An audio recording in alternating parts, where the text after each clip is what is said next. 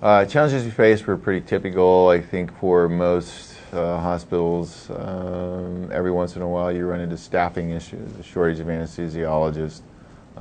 More importantly, probably a shortage of leadership. Premier has been, I think the one characteristic more than anything else that really makes for a good partnership is trust. And Premier did not come in here and tell us they were going to solve all of our issues. They come in and said, what are your issues? We'll research them. We'll put together a plan. We'll discuss that plan with you. If you think it's one that's going to work, we'll implement it. The most impressive thing is when we ran into some financial difficulties, Premier was the only one of our vendors who actually called me and said, we're going to reduce our fees.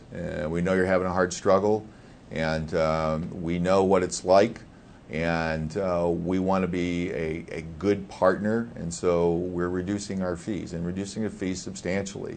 I've never had that happen in the course of my career where a vendor come up and said, I'm going to drop my fees to you because I know you're struggling a bit.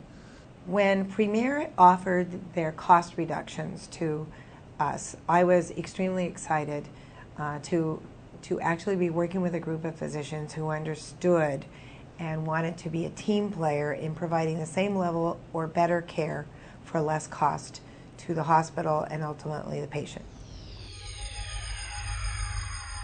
Premier Anesthesia came in and interviewed all of the major surgeons and practice physicians here one-on-one to find out what they thought the weaknesses and strengths of both Lodi Memorial Hospital and specifically the Department of Anesthesia were, how they could work closely with the surgeons and the OB doctors to change practice patterns and enhance educational opportunities that we might have, boosting quality for patient care. The national exposure that Premier Anesthesia has, for instance, with using certified nurse anesthetists, practicing the evidence-based order sets and using less varied practices that they have seen success in other hospitals in the United States. I believe that the future for anesthesia is going to be more about leadership than anything else. There are a lot of physicians who are anesthesiologists who are very good fundamentally.